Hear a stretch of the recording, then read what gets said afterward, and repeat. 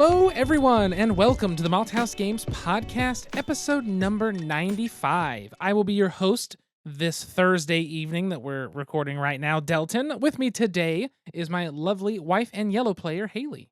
Howdy, and with me today is the 30, flirty, and thriving Delton Brack. Hello. He had his birthday. On Tuesday, the 22nd, was my 30th birthday, so I'm officially in my 30s, and maybe people will take me seriously now. Are you flirty and thriving? Not really. Thriving for sure, no.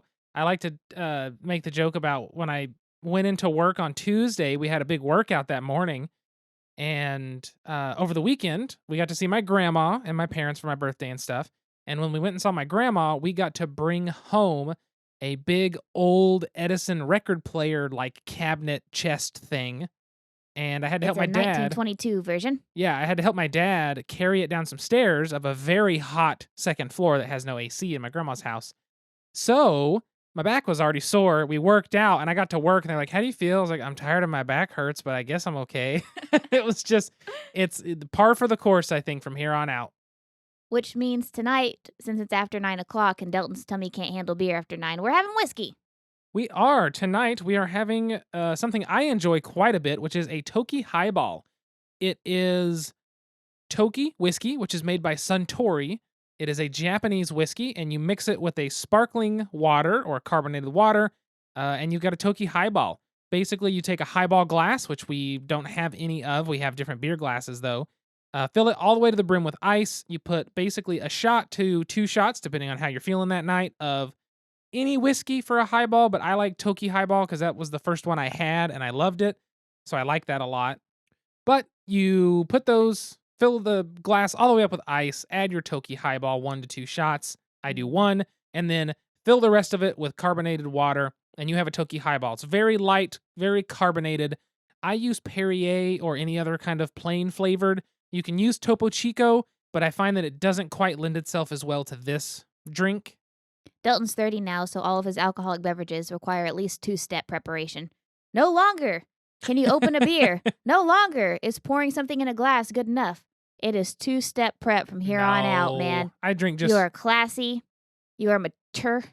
Mature? You're mature. On my birthday, I streamed for 2 hours playing BioShock because I've never finished the BioShock video game series, never even finished the first game. So, the last time I played it was October 17th of last year in 2020.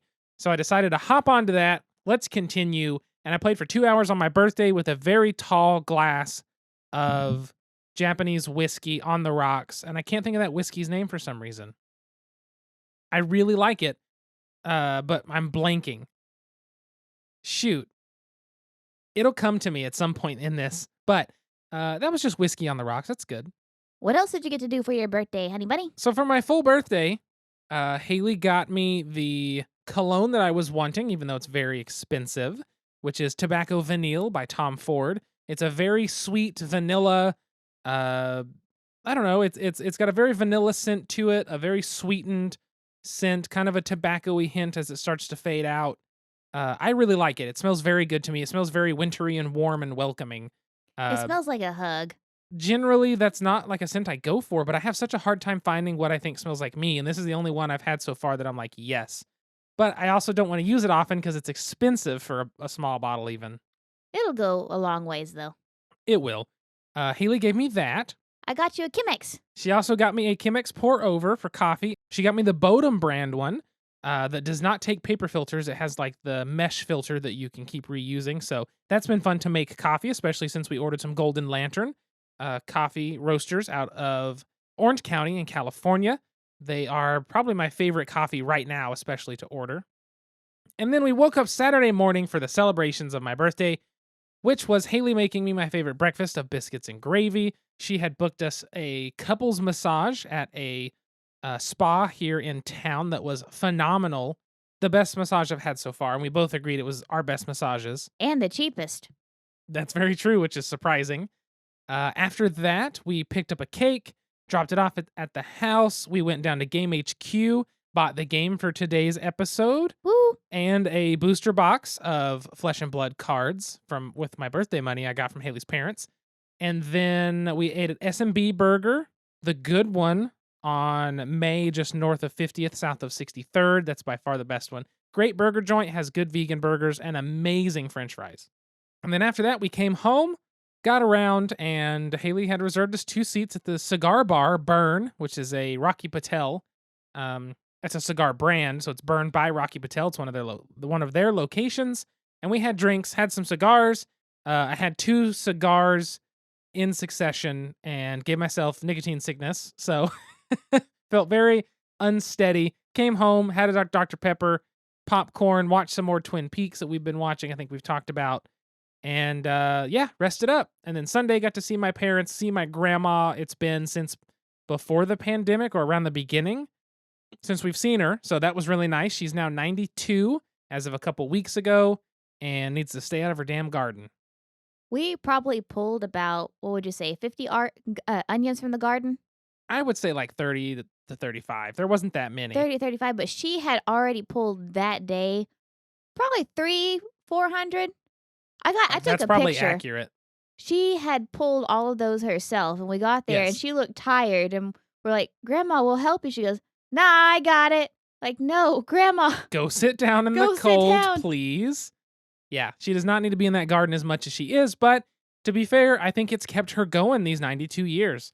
That's a drive for her mentally. She loves it. People compliment it, makes her feel good about it. And she's always had fun with it.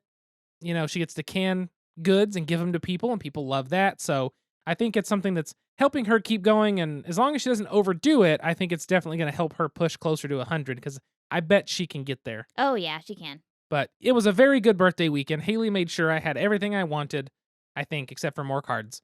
But Yeah. You also got to order some more for That's Cat true. Father's Day. That's true. So, Delton, now that you are old and wise, do you have any words of advice for us youngins? Not really. Just like try to do good. Take care of your body. That's going to be the true statement. Take care of your body while you can. Because the older you get, the harder it is. And now that I'm in the past several years where we've changed our dieting habits, started working out more consistently, trying to have a healthier lifestyle, the more, I wouldn't say I regret, but the more I wish I would have realized the importance of it when I was 21, 22, 23, coming into that, where my knees wouldn't be as shit today because I wouldn't have carried around all that extra weight, because I could have been healthier. I wouldn't have high blood pressure medicine because I would have been like, there's so many things. I just wish focusing on your health in whatever form that takes, as long as it's benefiting you. I think that's the biggest advice for any young person. At least you started when you were 26. Yes, I started at a decent age. I hate not that I didn't realize it sooner. I didn't take it seriously, but that's okay. We're here, getting better, improving, moving on. You're here, you're cute, and you're playing board games. There you go. So, Delty, tell us a little more about your 30th birthday present. Oh, here's the door. It's straight ahead. It's a game. So, like I said, on Saturday for my birthday celebration, we went down to Game HQ, which is the biggest board game store we have in Oklahoma. It was funny, we had some people in from Texas. Where'd he say he was from? Somewhere in the Panhandle. I can't remember his name now. Dang it. He was a nice guy. But he was like, this place is crazy big. And I was like, you've never been to Madness in like Fresco or wherever Madness is in outside of Dallas. Anyway, he was very nice. It was pretty funny, but I was like, yes, this is our biggest board game store in Oklahoma. So you picked the right one to stop at if you wanted to be impressed by selection and everything like that. But we spotted something on the shelf that I have seen online several times, thought it sounded fun. Haley agreed, and instead of picking up Alma Mater, which I would like to play, we picked up Tokyo Highway. Tokyo Highway is published by Eaton Games. The game concept is Naotaka Shimamoto. Game design is Naotaka Shimamoto and Yoshiaki Tomioka. Art direction is Yoshiaki Tomioka. And the English translation and support is Nozomi Obinata. And game tuning is by Eaton Games as well. I looked on Eaton Games' website. Mhm. They have awesome Japanese games that are, you can change the website from English to Japanese and back and forth. I don't know that we can order them, but one of them is all about like an octopus trying to take out a ship, like a kraken or something. Oh But my it's gosh. physical. All of their games seem to be some sort of dexterity game. Wow. I have to show you because, and Haley knows this about me, I find graphic design and advertising in the Japanese language to look fantastic. I love the look of it. Something about the Japanese kanji and katakana and hiragana, I think, look great in advertisements. And especially when it's done with the right colors and shapes and things, I just feel like it looks entertaining. It looks, I mean, it's different. I can't read it. And I think that's also a fascinating thing because I find the Japanese and a lot of Asian languages to be fascinating languages. So that plays into it. But anyway, all their games look interesting as hell to me. So we'll have to look at more of those. But Tokyo Highway is a dexterity game where all of the players are building highways and on the table, trying to go under and over your opponent's roads to be able to place more cars on the highway. And whoever places all of their cars first, or the last person to run out of their construction columns, is going to win the game. The game's very simple. You start with basically the roads are like popsicle sticks, like skinny ones. The columns are little, I guess it would be a thick disc, Yeah. right? A thick, like a puck shape. Yeah. You start with one popsicle stick touching the table, and the other end is on top of the center of one of those like discs, one of those columns, Like a little ramp. like a little ramp. That's your on ramp onto the highway.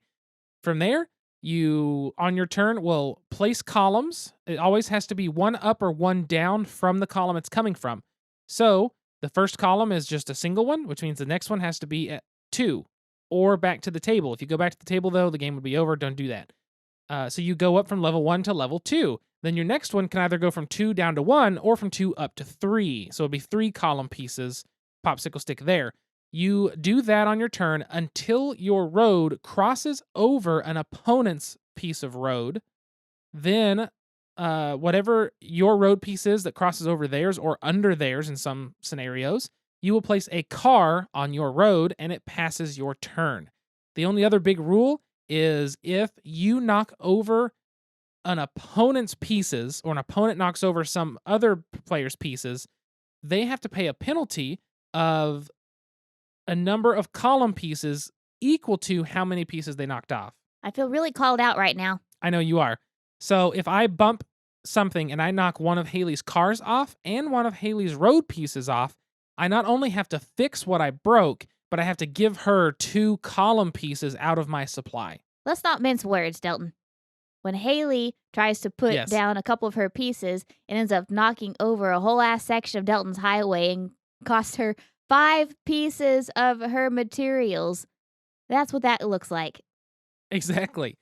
This game goes from 2 to 4 players. From what I can tell, it originally started out as a 2-player only game. And then they made this version to go from 2 to 4. It says it takes about 30 minutes. And this is where I'm going to go on the first true tangent of this game. The game will take about 30 minutes. Unless we have what happened the other night, which is someone's pieces keep falling Haley's. and keep falling Haley's. and keep falling. Haley's. Whenever that happens, it really does grind the game to a halt while you're waiting on someone to fix it. When Haley is trying to use her manual dexterity to fix what she has broken and ends up breaking more things, it can really put a damper on the game and halt the speed. So one of the special rules in this game is each player is going to have a certain number of yellow column pieces. These make a junction. Just like you would think a junction would do on a highway, it allows you to branch out in one extra direction. So the road leads into the junction, and then the junction can now basically split into 2 directions from there. So you'll have a total of 3 road pieces touching that junction. Well, when you use a junction, it allows you to jump up or down more levels than you normally would. So if you're coming from a level 3 column piece, 3 column pieces, with a junction, you could go to a 5 instead of a 4. You could go all the way down to 2. You could go all the way up to 7. Anything you want. The problem is that it makes you have a very steep ramp up or down. Turns out. And the pieces in this game do not stick well So the cars slide all over the sticks. Slicker and snot. The sticks are slick and move around. It makes it very hard to keep up and maintain and then build onto that. So Haley had a very, very volatile setup, and it proved to be fatal for the game. It turns out I was Godzilla all along. She really was. She was the kaiju of the table at this time. That's really the big complaint I have with the game is if someone messes up and knocks stuff down, not only do they have to fix it, but everybody has to wait for them to fix it before we can continue playing the game. If it's my case, you might as well start another game on the side because it's going to take me about 8 years to be able to not only put my stuff back together, but put it together in a timely and precise way. That way I don't knock over more pieces in the process. And to put it together not only a timely and precise way, but also a way in which if somebody else happens to barely touch the table, it doesn't come crashing down, which is what happened. And Brian said, "That's it, we're done." And I said, "Yeah." And we packed it up. We packed it up and put it away. That is really the only negative thing of it. I feel like the 2-player game is the game of banking on your opponent to mess up and knock something over. Where the 3 and 4-player game, now we haven't done 4-player, but we've done 3. I can imagine what 4 would be like. I feel like those games are more based on trying to play it safely and hope that you don't knock something over. I agree because, like with the 2-player game, you said it yourself when we were talking about it earlier. You went first and you had to use about 3 or 4 popsicle sticks just to be able to cross one of my bridges because you have to keep playing your turn until you cross someone else's bridge or give yourself the ability to put down one of your cars. So Yes. if you haven't crossed a bridge or you haven't crossed a bridge that has been crossed before, you got to keep playing stuff. And so Dalton had to use 3 or 4 popsicle sticks at first. And so for the rest of the game, I kind of went ham on my pieces. I was like, oh, Dalton's already used a lot of his. Well, then I start knocking stuff over. And basically, by my last turn, my strategy was, okay, I'm going to try and place at least a couple more cars. And then I have to wait for Dalton to mess up. I have to wait for him to knock over some of my pieces so I can get some of my materials back. Because as the last turn came around, I was out of materials. So that means I lost. Yep. So that is one of the things in a 2-player game. When you go first, you have to build all the way across, which I say all the way across the table. It's basically like 2, maybe 3 popsicle sticks, depending on how you do it. And it's really going to be 3, which means a lot of column pieces just to put your first car.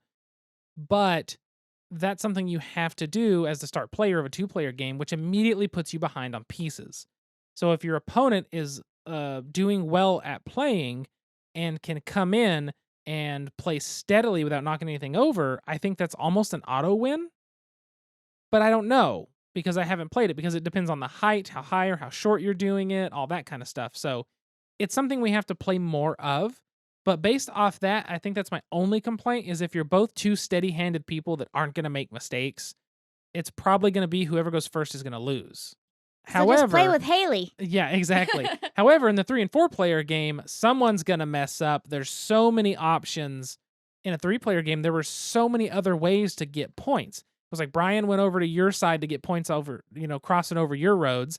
You came out, started crossing over Brian's roads. I came straight across to cross over both of y'all's roads. So it changes up the way the game feels. That being said, I'm not the hottest on the game. Like, it's not one, dexterity game wise, there's so many. I mean, Crokinole probably taking the lead spot for me because I find Crokinole to be a very fun, competitive, mostly 2-player. You can play it others, but mostly 2-player game. And like Flick 'em Up is a really fun, goofy game that always has people laughing. But Tokyo Highway takes a little more skill to play.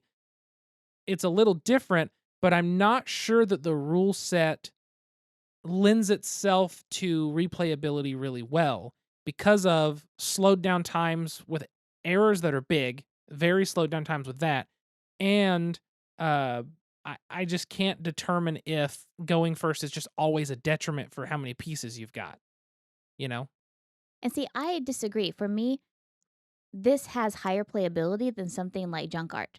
I like Junk Art. Junk Art's one of my favorite, like, party-ish games or playing games whenever you're not really taking things seriously. But for this one, this is like the goofiness and strategy of Junk Art, but it feels more like a game rather than a goofy experience that you're doing. And so for me, even though I am horrible at dexterity games, I try my best. That's the thing. I don't know if that makes it better or worse. But I actually really try with dexterity games. I just suck at them. But I really enjoyed the building aspect of this. I enjoyed, figuring out, okay, where can I lay my rows so I get the most points? Because I really like to focus on the first game and the second game. And granted, I lost each time, but because I took risks, um, but I really try to focus on how can I place two cars on one road when I play. And so I enjoy the simplicity of it, but the strategy that you can utilize with that simplicity. I feel like you could have a experienced player and a new player, and both can play this game and have a pretty good equal chance. I mean, as long as one of them's not me with their poor manual dexterity. True. But I really liked it, and I could definitely, I would want to play it again tonight. I mean, don't get me wrong. I enjoy the game. I like the gameplay. It's not that. Like, I think the gameplay's fun. I like the idea. I like the way it looks when you're done, the way you're building up this ridiculous highway system based off the Tokyo highway system, all this stuff. I think that's really fun. My only concern is after playing it two player, if we play it two player 10 times, how often does the first player lose if no mistakes on the table are made? You know what I mean? I don't Yeah. want to have to play the game banking on mistakes being made to have Yeah. a chance to win. That's true. That's my complaint. And I don't know that that's a true statement, but it might be, right? I guess Right. part of that is if you play well enough, you place all of your cars because every single move is a critical move that places a new car for you. Well, you've probably set yourself up to win quickly. Right. So I just don't know. We haven't played it enough for me to get to that point, but to mirror what you said, or not mirror, mimic, I do really enjoy the gameplay. I think the game looks cool on the table. It's fun to play. It's interesting to think about, okay, how can I get the most points? Where should I go from here? I enjoy everything else about playing the game. That's my only two complaints. So, in order to make this study scientific, we're going to need some volunteers to play Delton because I'm too wild of a variant to act as a control as we try to figure out if you're the start player, does that make it less likely you lose? Because at the end of the day, I'm probably going to lose this game. Yeah. So, take this to Brian's house on Saturday. You guys play it 10 times and come back with a full Shoot. report. We're playing Magic on Saturday. Thank you. Gonna have a magical afternoon. Yep. Yeah, so like Delton said, like we played this 3-player with Brian, we played this 2-player with ourselves, but the first night that we were playing it, I had made the mistake. I was a little overzealous, and I tried to connect a 4 piece tall column to a 2 piece tall column. Ended up knocking stuff over, delayed the game for probably like 15 minutes, and then Brian went to take his turn, and all of my things fell again. Mine was too unstable. And so like he was done. And he was done. And rightfully so, I think. Hey, what can I get you?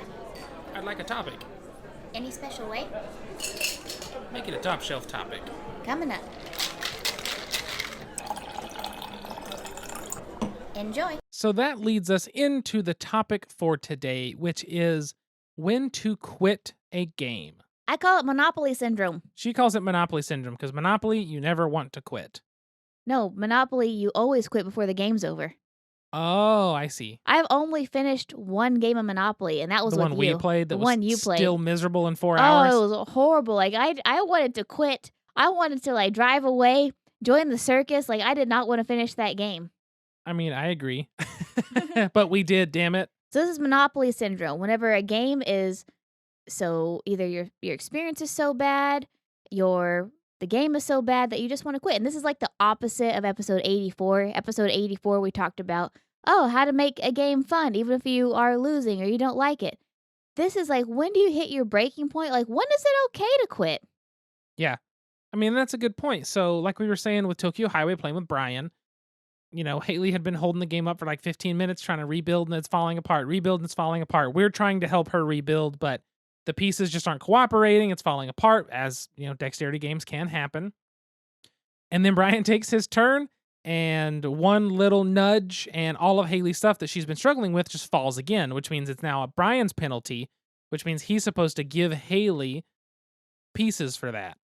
And for me, if I were to take his pieces, I would have considered that a mean game because I was the one who made that flimsy road. And so for me, when we were probably about 10 minutes into me trying to fix the road, because I was really trying. I mean, we were laughing, we were having a good time, but at the end of the day, I was really trying to make that stable, make it not fall. Mhm. And so for me, like I even mentioned during that time, guys, we can quit and start over.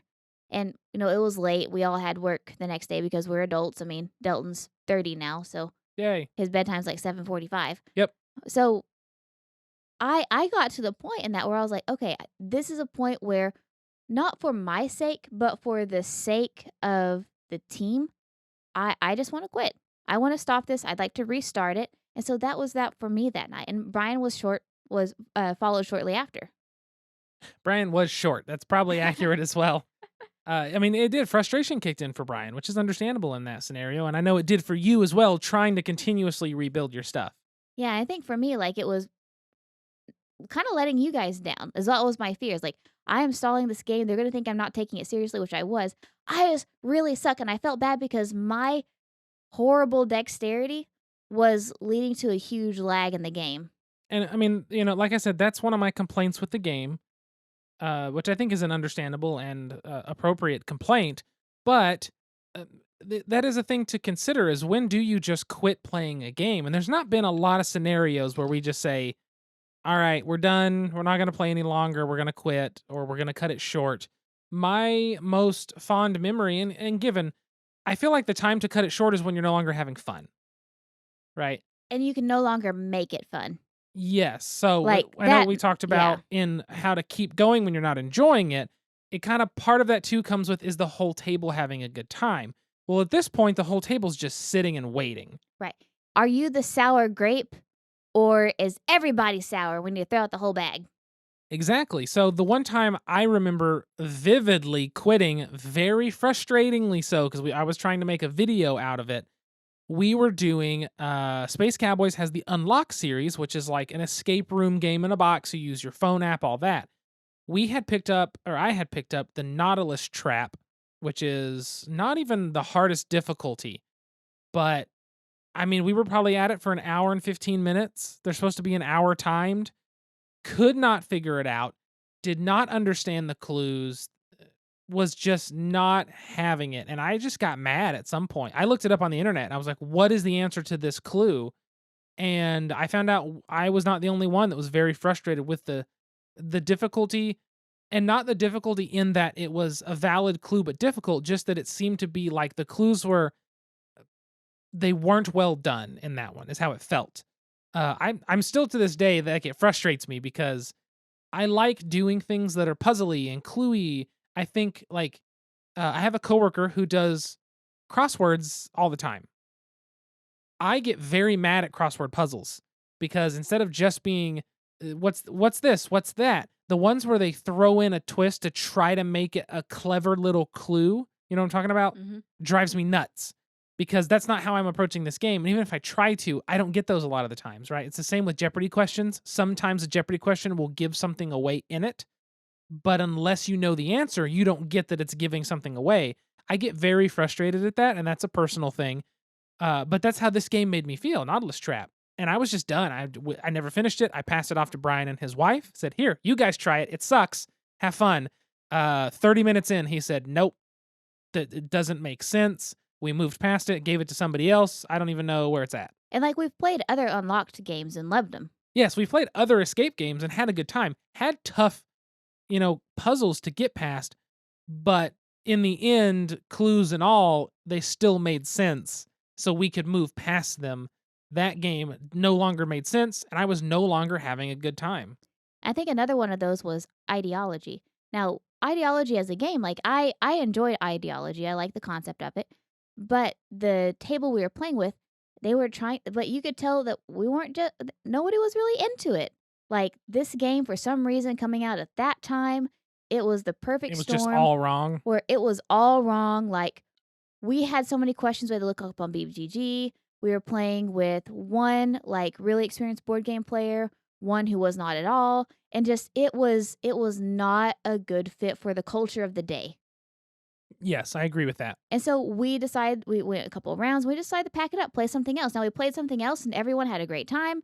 I can't remember what we played after that, but Wasn't that the day we played Puerto Rico? it was Puerto Rico. Yes, It's not that Ideology is too complex of a game, right. but something about it just was not working. It was not working. Mhm. And so, like, I wanted to piggyback on episode 84 because we talked about, how to make a game fun when you're not having fun. And I think that's important. And that's something that, I try to employ. I know Delton tries to employ is still having fun whenever you're losing or you're not enjoying the game or the game is not fun at all.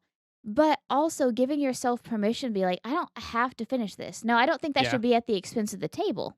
Like if everyone's having a good time and you're just in a really crappy mood or you're losing, it doesn't give you permission to just be like, I'm done with this game, I'm quitting. But, if you're playing with your sweetie or you're playing with a group of 3 people and nobody's having a good time, it's okay to shelve the game. It doesn't mean that the game's bad. It doesn't mean Yeah. that you failed. It just means that maybe you guys aren't in the mood for a dexterity game. Maybe you aren't in the mood for a Euro game. Maybe you need something lighter. Maybe you need something more engaging. It's okay to shelve a game if you're not having fun. Because what's the point of board gaming? Yep. It's all about having fun with people. Your friends, preferably. Yes. Or Yeah. your sweeties. Exactly. Ha. And that's exactly it. It's okay to say that I think I'm not feeling this. Are you guys still feeling this or no? Because we can put it away. It's okay. Like, it's one of those things that I kind of had to learn with TV. I don't have to finish a series. Ooh. I'm not gonna finish Cowboy Bebop. I just don't. I'm not into it. Sorry. Prepare for the hate mail. Yeah, sorry, anime fans. Cowboy Bebop, not for me. Got halfway through the series, did not have anything keeping me there aside from a great theme song and like a cool environment and like And a corgi. and a corgi and a world. But in terms of overarching story that was interesting and wanting me to stay watching, couldn't get into it. Same thing with what else was I watching that I gave up on? JoJo's Bizarre Adventure, another anime. Can't get into it. It's a little too over the top for my taste. I have to be okay with stopping and saying, I'm just not going to finish it. There's no point in putting yourself through something you're not liking. It's something I'm trying to talk you into all the time, which is it's okay to stop reading a book. To put the book down halfway through if you're not enjoying it and just say, I'm not liking this. I'm going to read something I'll enjoy. I did that once in the 4th grade. You want to know what it was? What? It was a book called My Teacher Flunked the Planet. Horrible. I got like 3 chapters in, could not do it. I still remember the cover. It is a bunch of kids in a tree house. They're like pointing and yelling, and the teacher like has taken off their face, and they have like the butt ugly Martian style head. Oh my gosh. He was basically like an alien teacher. I could not suspend disbelief as a 10-year-old enough to There you finish go. that book. Well, there you go. Well, and that's something I remember it was Quinn's from Shut Up and Sit Down talked about when he learned that it's okay to not finish a book you're not enjoying. And I kind of took that to heart a little bit. Like, it's fine to not finish something. So to bring that back to gaming, it's okay to not finish a gameplay. You can come back to it later and try again. You don't have to ever try again, ever again, if you don't want to. I think it's something that, needs to be said here and there. It's all right. You don't have to like every game. Yeah. You don't have to bring a game to the table all the time. Like, it's okay to not be in the mood for one. It's okay to shelve one. Yeah. Live your life. As the sign that hung in my grandma's house once said, life is like a roll of toilet paper. The longer it goes, the shorter it gets. Life's too short to not have a good experience on board gaming day. I thought your grandma had a sign like that? Yeah. I always told you there was a customer at the bank that used to come in and said that one time, and it was like my favorite saying. My mom sold the signs in her store. So we had Oh, it. that's Yeah. funny. Yeah. Yeah, that's always one of my favorites. Like a roll of toilet paper. The more you use it, the quicker it goes. Yeah. That's how I always said it.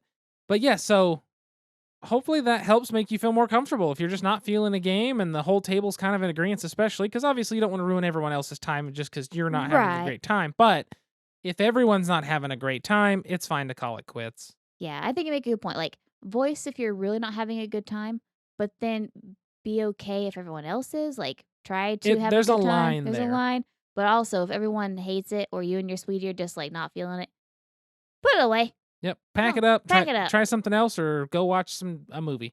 With that being said, and I still have like a quarter of my Toki Highball, let's move into the question. And now, join us for a Malthaus Games podcast special, pint-sized question. I finished my highball. Do I win? I still have some more of mine. You don't win. You just get to sleep better Yeah.